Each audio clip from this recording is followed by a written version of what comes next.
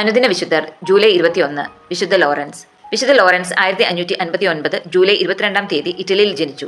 16 വയസ്സുള്ളപ്പോൾ വെനീസിലെ കപ്പുച്ചിൻ ആശ്രമത്തിൽ ചേർന്നു. തത്വശാസ്ത്രവും ദൈവശാസ്ത്രവും പഠിച്ച് 23 വയസ്സിൽ വൈദികനായി. തന്റെ കർത്തവ്യങ്ങൾ നിർവഹിക്കുന്നതിന് ആവശ്യമായ വൈദഗ്ധ്യം ഉണ്ടായിരുന്നതിനാൽ അദ്ദേഹത്തെ നിരവധി ഉത്തരവാദിത്തങ്ങൾ ഏൽപ്പിച്ചു. ടസ്കനി പ്രവിശ്യയിലെ കപ്പുച്ചന്മാരുടെ സുപ്പീരിയറായും റോമിലെ കപ്പുച്ചന്മാരുടെ ജനറൽ കൗൺസിലറായും പിന്നീട് മുഴുവൻ ഓർഡറിന്റെയും മിനിസ്റ്റർ ജനറലായും അദ്ദേഹം സേവനമനുഷ്ഠിച്ചു. ഹീബ്രു ഭാഷ അറിവുള്ളതുകൊണ്ട് അദ്ദേഹത്തെ 8ാം ക്ലെമൻ മാർപ്പാപ്പ യഹൂദരുടെ ഇടയിൽ സുവിശേഷ ജോലി ചെയ്യുവാൻ നിയോഗിച്ചു. റോമൻ ചക്രവർത്തി റുഡോൾഫ് രണ്ടാമന്റെ നിർദ്ദേശപ്രകാരം ഹംഗറിയിലെ ഒട്ടോമൻ തുർക്കികൾക്കെതിരെ സാമ്രാജ്യത്തെ പ്രതിരോധിക്കുന്നതിനുള്ള സൈന്യത്തിന്റെ ചാപ്ലിനായി.